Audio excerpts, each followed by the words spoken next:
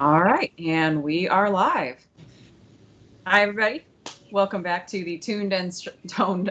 I'm like strong, Tuned and Strong Tune podcast. Strong podcast. I think this is the first time we've introduced the podcast by its proper name. I guess we've decided on it at this point, sort of. We can edit if we need to. Right. The thing we're calling right now Tuned and Strong because I don't know what else to call it. Yeah, I don't either. So welcome back. I am Dr. Jen Cavus, and we are here again today with Angela McCuiston. Of Music Strong. Music Strong. And you had an interesting conversation the other day. I did. We'll just dive into this. So the other day, I had a guitarist reach out to me, a really amazing jazz guitarist up in New York, and he had a strange question and wanted to pick my brain about it. And I said, absolutely, let's talk. So we had a video session, and this was really interesting. Basically, he's got some really fluid technique when he plays. And those are his words, that everything was feeling light and, fluid and smooth and just all real easy to play. He really enjoyed that. But he started noticing, he's a skinny guy, and he was not happy with the dad bod he was creating because he's naturally a skinny guy. And, so he started working out, and his main thing with working out was push-ups, as all of us do, because now we're home and that's the thing we can do. And what he told me is he was using these things called the perfect push-up, the little round things that have the whatever, because he didn't want to be this way. This didn't feel good, so he was going that way. And he said this was really odd. Had I ever seen this before, where after somebody works out, their forearms get really tight and it affects their playing. Or no, I'm sorry, not your forearms, your hands. He said my hands would start to not cramp up, but really kind of get really tight. And I watched him play for a little bit.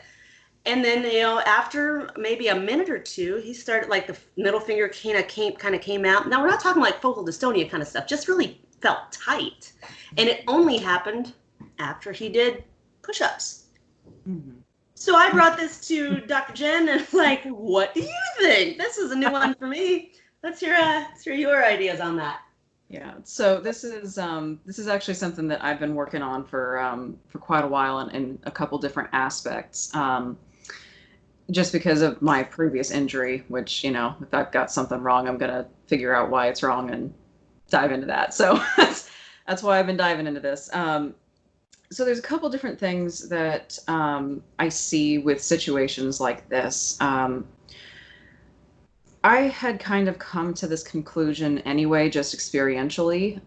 But there was also when I was doing my dissertation, there was another person that I spoke to who is a body mapper. And this person has focal dystonia, actually. But when this person came to body mapping, and it was like really manifesting in the hands and like, okay, well, I can't control that, can't play. When they came to body mapping, they discovered that it wasn't really their hands that were the problem.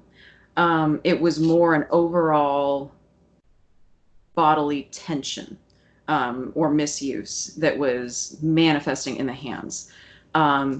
And personally, and this person believes this too, that the body is really good at working its way down a chain until you can tell what's wrong. Like, there's something wrong, it's going to work its way to something that you can feel so that you know that's wrong. So in this case, it was, as instrumentalists, we have a lot of sensation in our hands. We're very sensitive to our hands. That's the first place we're going to feel something if we don't have very good connection to the rest of our structure. Now, those terms misuse and tension, those are very body mapper and Alexander technique terms. And I want to specify that because in physical strength training, we talk about creating tension here and there. Those are not the same things. We're talking about like really harsh gripping and detrimental effects versus excess tension. Yes. In their words. Versus yes, yeah. That's what we're talking about here.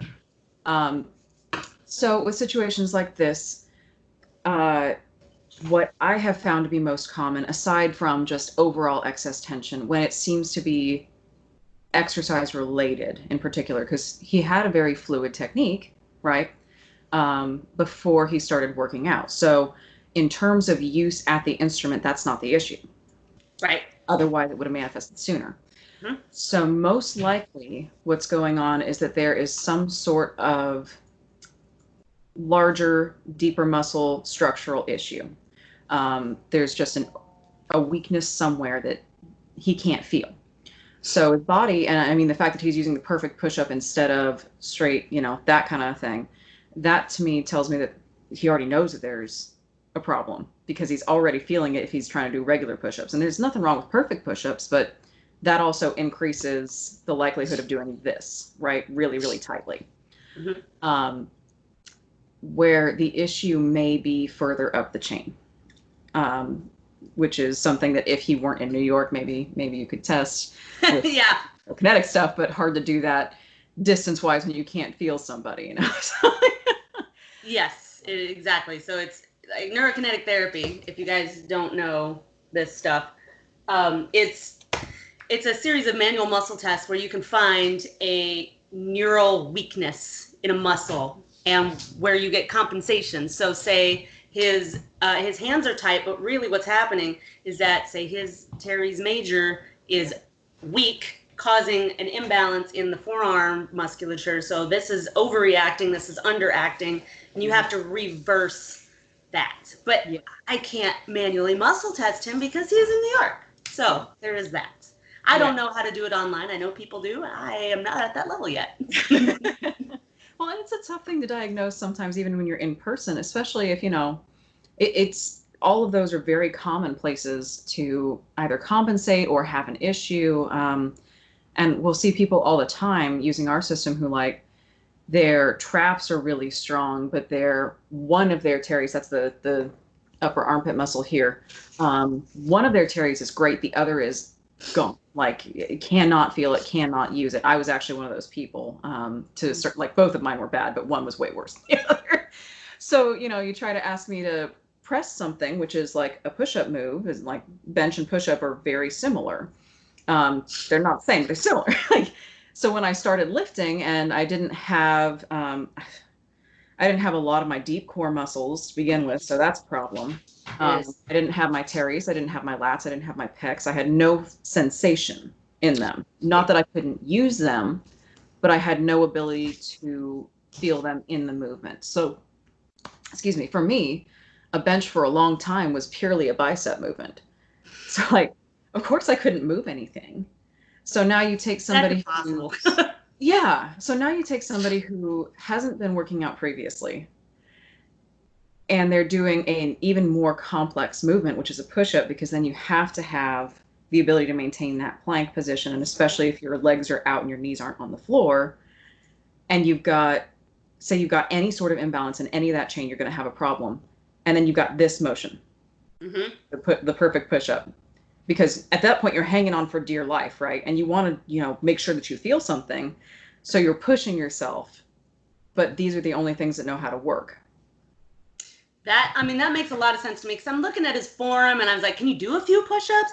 His form looked great. I mean, he had pretty decent core strength for somebody who's like, I don't like the gut I'm getting. I'm like, oh well, maybe he's got. Nope, he sure doesn't. Nope, that looks really good actually. I'm going, well, okay, it could be whatever. And then talking to you, I hadn't heard of. I mean, that makes a lot of sense, but I hadn't heard of the body not being able to feel something. It makes perfect sense though. I have so many clients zero idea about their bodies. They have Yeah. no clue where certain things are. If you say move your hips, Mm-hmm. they move their elbows and Right. their toes and their knees, and they have no Right. idea.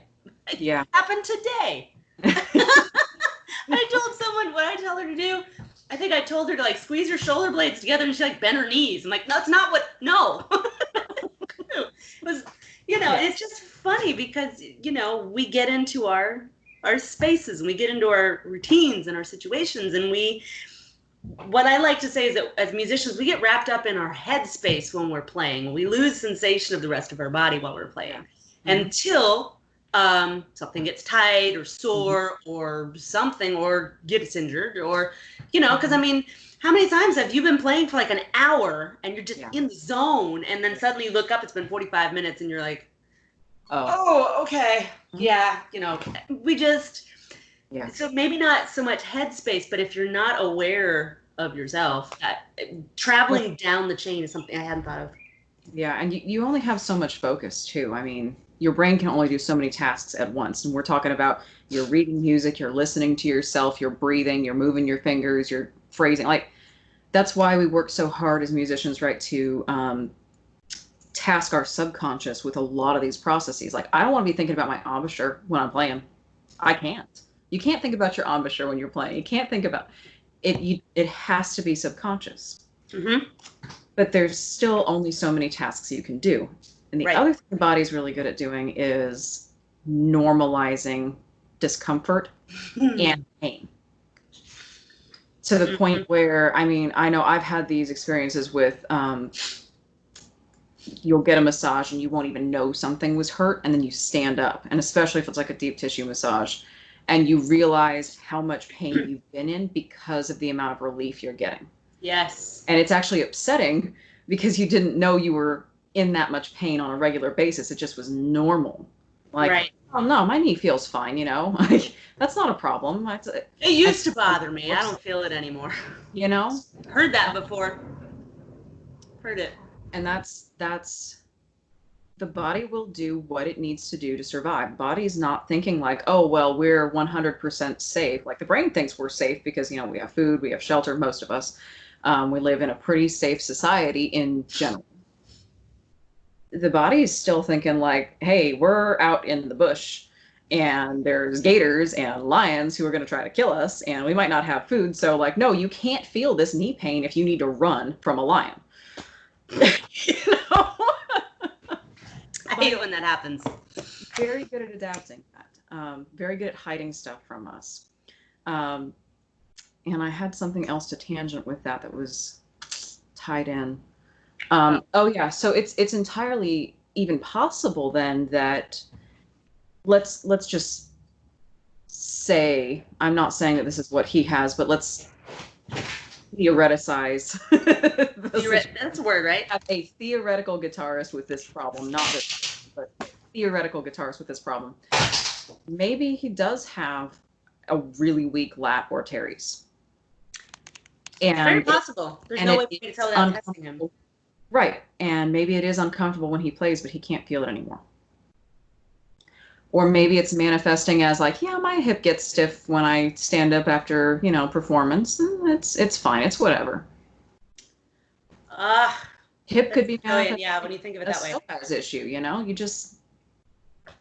don't know what it is. If you can't. The body's very good at compensating. Very good. And we all have compensations. Mm-hmm. I mean, it's not that compensations are a bad thing. And in fact, muscle imbalances aren't necessarily a bad thing either. Yeah. They have their uses, but it's when they're chronic and they cause dysfunction that they become a bad thing. Yeah. Yeah. And especially if you can't tell it's happening. Right. And this is where, this is part of why I say that things like Alexander technique and body mapping, and then what we do, we're working toward the same thing. Yeah. You look at a lot of strength training mirrors the basics of bodybuilding in that you're building a mind-muscle connection.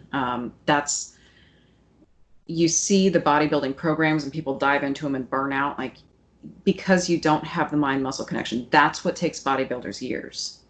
You have to build the ability to feel your muscles. In the same way, you've got Feldenkrais dynamic integration, Alexander technique, body mapping. All of those are building your awareness of your body too. That's the whole thing. They just tend to be more focused on skeletal structure and tendons and ligaments and positioning. But the muscles and the bones and the ligaments, everything supports itself. It's a full system. So if you can't feel a joint, it's the same as not the same. It's as big of a problem as you can't feel your teres. Like, most people don't know where their teres is, by the way. Most people. What it does, where it is. Right, and this is one of those indicators too. Um, you know, Shrugging. the shrugging, the like your traps are compensating, or the excessive pulling back, your external torque is what we call that. Your strength lats versus your stability lats. um, Nice. all of those. So I had a few other comments on that topic. Hopefully, it doesn't seem too rambly. Not at uh, all. so the first one is actually going back to how he sensed it in his hands and you saw it in his forearms. Um, there's a tendency too when we get that manifesting of pain in one place to treat the area we can sense it, um, and not check for the bigger imbalances. It's easy to do. It's really easy to do, and it's actually part of our current medical system. Like, oh, you twisted your ankle, let's rehab the ankle. Like, great, but What about your gait pattern now? what about your gait pattern? What about why did you twist your ankle? Was there a calf imbalance? Was there hamstring problem? Like, sometimes, I mean, things happen. It's not like, oh, Well, you every, walked off a curb. Not that you kind of know, ankle twist. but maybe there was a problem there, or maybe because you've been in a cast for or braced for however long, now you have a problem. Stuff just needs to be checked in further back up the source, like we were talking about, and it's very tempting to not do that.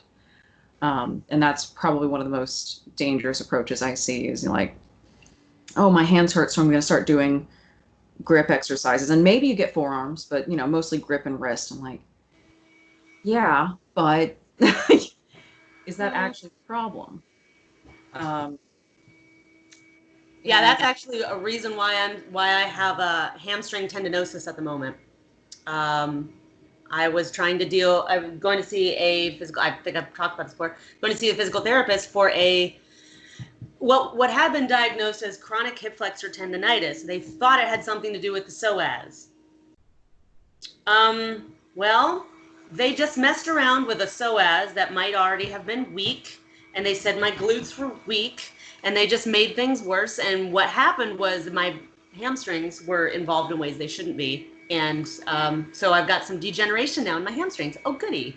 So we were looking at the wrong problem. And what actually turns out is that gracilis has been super tight for like 17 years. That's the main source of the problem. But it manifested pain way up here, never had knee pain. mm-hmm. It manifested up in my hip. Mm-hmm. And so then you think about all things attached to the hip. So I'm not going to claim to know exactly what was going on. Right. But the fact that they didn't address that area. And when I said, hey, when I'm doing clams, I feel this in the ischial tuberosity. And they're like, well, you shouldn't. And I was like, you're right. I shouldn't. But I do. And he goes, huh. We'll do a few more. And I was like, no, I'm not doing any more. I mean, it's like there should not be pain here in that area. It should be, your job is to find another spot. So this is nothing against physical therapists. I'm going to see one right now to fix that issue. But if you're not looking outside the area of pain, you have to look at the chain. Mm-hmm. What's around it. Mm-hmm. And that's how you know you're working with a good person, is when they're like, okay, so if this doesn't feel right, then we've got something else going on. Like, right. If this, we know good pain and bad pain. If you don't, it takes time to learn, but it's not impossible. Most of us do. By the time we're adults, we pretty much do. You'd be surprised, though. I have several clients with no idea. Everything just hurts. Well, what kind of an ouch is it? Oh, well, I guess it kind of feels tight. I mean, like, they got to think about it. They just say it hurts. And I'm like, whoa, wait. What do you mean hurts? Right. I think hurt means like injury, like, oh no, shouldn't have done that, went overboard. And they're just like, oh, they mean like sore. Yeah. So it is something to be aware of. Your terminology is really important when you're looking at this kind of thing. Yes. Be as specific as you can. That will help somebody else figure you out. Yes. Don't be vague. Absolutely. Know the difference if you can between soreness, discomfort, and the different kinds of pain. Stabbing, shooting, burning, like, important. I have one client, she literally, everything always hurt. And literally, and oh, it hurts so bad. Oh, it hurts so bad. Oh, it hurts so bad. I finally said, tell me, everything always hurts on you. You agree with me. Tell me when it hurts differently. That's all I need to know. Otherwise, I'm going to ignore you. And I don't want to ignore it hurts, but if everything hurts, and you just mean, oh, I'm sore, I'm tight, I'm stiff, I don't need to hear it. You're confusing me. Yeah, it makes it, I digress. very difficult to help someone when you're not sure what the sensation is. Like, is this what we're... So, for instance, I was actually doing Terry's pulls last night with cable, and by the end of my set, like, my Terrys were on fire. I mean, they were like lit up. But Jen was lit. you know, but it was that sort of like they're working, that kind of burn. And you only want, like, they're not sore today. So my goal was get them to work, make sure they're really working, get a good pump, stop. That's that sensation. It's not the burning sensation of muscles ripping apart. Like, those are two very different things. That's not how you get the gains. It's very difficult to help someone if you don't know what the sensation is. Like, okay, you say it hurts and it's burning. Okay, is it a pump? Because I want you to be able to feel your Terrys. Yeah. And so if it's the pump burn, that's great. If it's like, we're tearing something, we need to stop immediately and get you to the doctor. Like, right. That's got to be the most frustrating thing. Thankfully, like, this guitarist, he was pretty darn specific, and I think he had a better clue than most. Yeah. But I like seeing so quickly is great. Do what? The fact that he reached out so quickly and didn't just sit with it is great. I mean, that's exactly. I mean, it shows that he's pretty aware, and he's not. I mean, because he's like, well, I'm just wondering, are you going to tell me that this is it? And I'm just, because he said some people were telling him, you're just going to have to get used to it. That's how it is. And I was like, no, I'm pretty sure something else is going on, because I don't ever have that problem. I don't know anybody else who has that problem. I don't think it's age related. I don't think it's form related. Your form looks so. There's got to be something else going on. All it would take is a lack of sensation in a particular muscle in that chain, and it's easier than people think to make something look right. Oh yeah. Oh, so easy. So easy. Mm-hmm. A lot of things look, and we're really good at doing it too, because you imitate what you see as a child. Mm-hmm. And like, chances are you walk like one of your parents. Oh, good point. You imitate what you see. So if he's got an image of a push-up in his head and he thinks it feels like one way while looking like another, he's going to make it look like that, but he could be using like his forearms to do the push-up, which is not what we want, especially for a guitarist. No. That makes sense. And it doesn't mean that he has to use like only his lats and his forearms need to be relaxed. It's like, but those are support muscles in the same way that when you're sitting in a rehearsal for hours, like, I don't want you to feel like, oh, I'm getting a good lat pump or a good Terry's pump. Like, no, your resting strength level will go up as you build the structural muscles so that you don't have to work. It's the same thing as putting your embouchure position in your subconscious, Like, I'm not trying to hold an embouchure anymore. I can do it. I'm strong enough. Your core structural muscles, and not just the like belly core, but lats, Terrys, pecs are a big one too. Like neck, all of the stuff. Structure. Core is everything that doesn't involve your appendages. Yes. Believe it or not. But connects to abs. ABZ abs. Yeah. I'm sorry, but that whole image, I just got this image of a clarinet player getting more and more swole by the end of the rehearsal.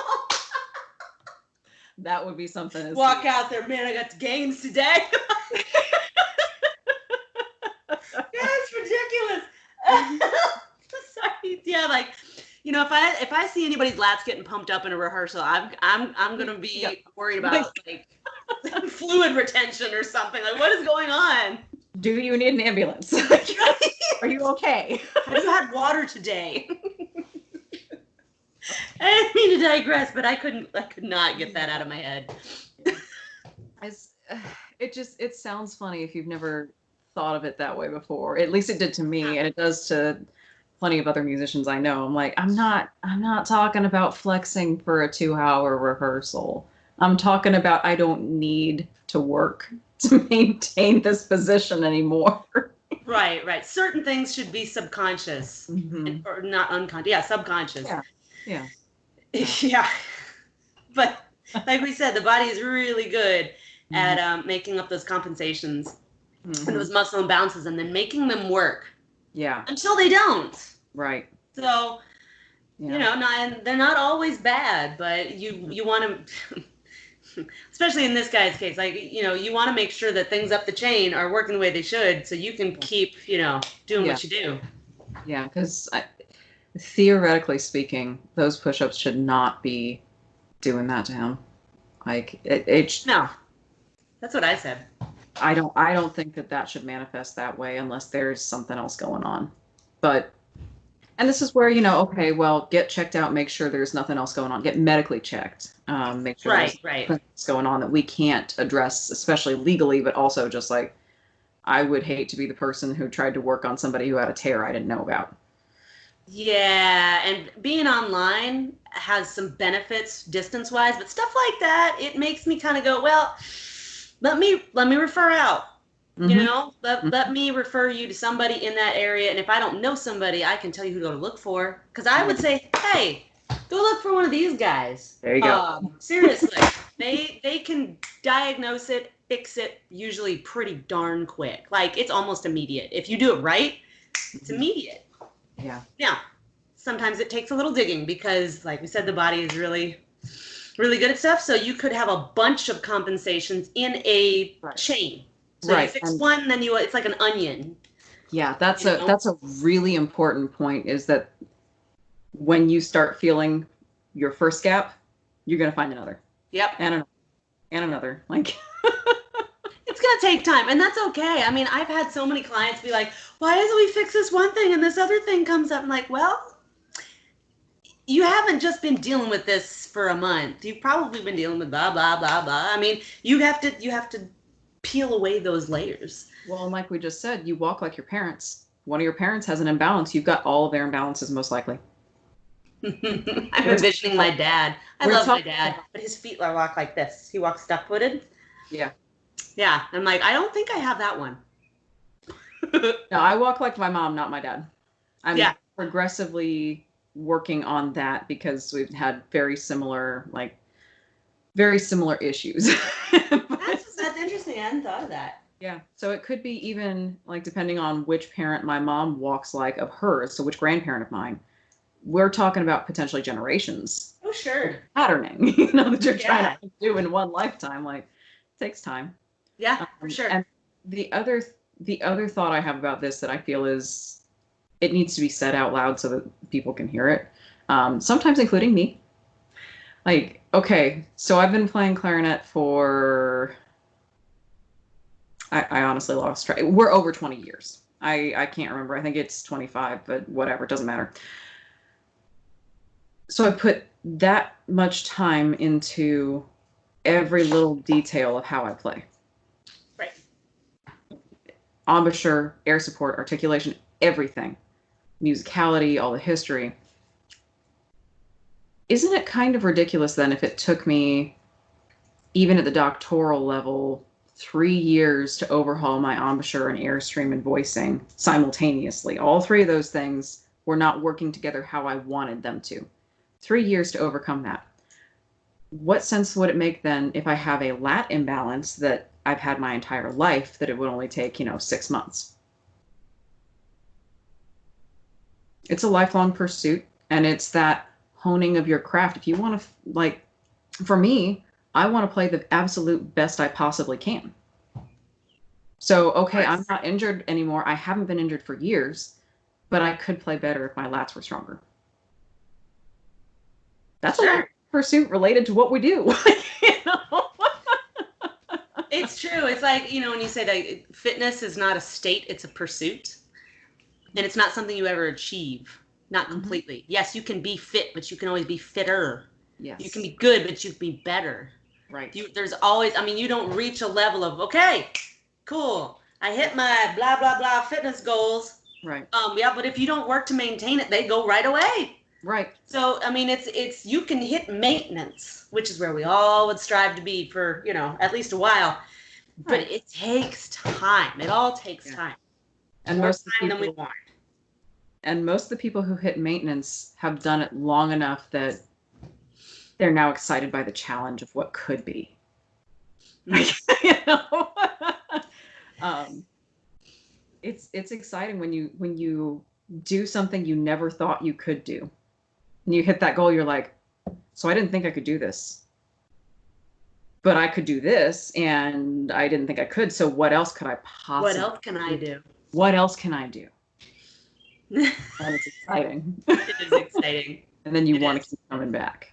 So very true. Very true. It will take time. So be patient with yourself, especially when you find players. And have fun. Find a way to make it fun. Like, and do something that's fun. You'll find something, I promise. For some people, it's burpees. I don't get that, but for some people, it's burpees. Not me. Mm-mm. For me, it's like, heavy weights, especially sandbags and stones. Like, oh, there's a sandbag? Okay, I'm in. Yeah, right. No thanks. Not me either. Heavy things, yes. Sandbags, no. Yeah. But I get it. It's a personality type, I think, in the same way that flutes and clarinets get along just fine, but we have very different personalities. Don't we? It's so true. There are deadlifters, there are stone people, there's people who do multiples, but that's like doublers. Yeah. Yeah. And they are a whole nother bag of people, aren't they? Yes, they are. Stereotypes exist for a reason. Oh gosh. Have you ever seen I'm getting off track here, but have you seen the band meme? All the different types of players? They're cartoons. I've seen all the different players in a cartoon. Like tuba players always have footprints on their music. Was it like drummers don't have music? Flute players are like, I ironed it. Yeah, it's perfect. So I don't remember everything about it, but I just remember seeing the cartoons being like, I know someone, I know it, I know this is true. Yep. It's so true. That's the type of personality it takes to excel. It does. It's I don't know why it's true, but and you'll get your oddballs who are like, wow, you are not what I expected. Yeah. But in general, that's the type of personality who likes a particular thing. It just is. Yeah. I mean, I don't particularly fit into the perfectionistic flutist mold, but I am kind of type A about some stuff. So I cannot deny that. There's a level of that. Yeah. I mean, I was like, I'm a fringe flute player. I'm like, no, I'm not. I'm not gonna iron my music, but we just manifest it in different ways. That's how it happens. Just manifests in different ways. It's cool. It's so funny though. It's true. I'll send it to you. I have to find it and send it to you. All right. You are welcome. I don't know how we got like push-ups and forearm as guitar players to band stereotypes, but there we go. Well, Thanks for listening, guys. Well, usually we, have gone off several times, so I think we did pretty good. I think so. We kept it to a minimum today. Yeah. Very proud of us. Yes. We ramble for 3 hours. So I hope this helped you guys. So I mean, because that was a thought. I thought, you know what, I'm going to bring this question to her and see what she can tell me, because she knows different things than I know, even though we're similar professions. Yeah. And I just learned a whole lot. So I hope that helps you guys. Yeah, and if you've got any questions or comments or like, hey, does this tie in, anything like that, drop it in the comments. Sorry, I was thinking about the band comics. Cartoon. Drop it in the comments, send us a message, whatever. Like, we both got different opinions, so like I think both of us would be happy to talk. And I'm happy to tell you if I don't know something, I don't know. There's a lot of things I don't know. I'm getting better at that.